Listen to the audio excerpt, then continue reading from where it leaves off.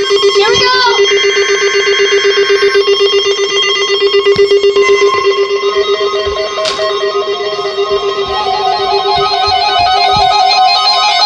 Here it is!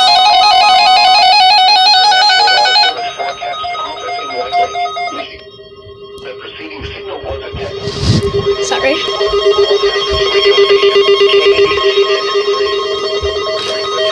station especially no receivers can be automatically activated by the signal to warn of the impending hazard. Tests of the signal and receiver's performance are normally conducted each Wednesday between the hours of 11 a.m. and 1 p.m. If there is a threat of severe weather, the test will be postponed to the next available good weather day.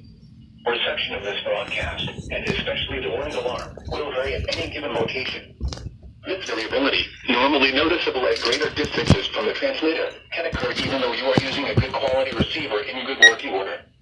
To provide the most consistent and dependable warning service possible, the warning alarm will be activated for watches and warnings affecting only the following southeast lower Michigan counties: Livingston, Oakland, Macomb, Washtenaw, Wayne, Lenawee, Monroe, and St. Clair.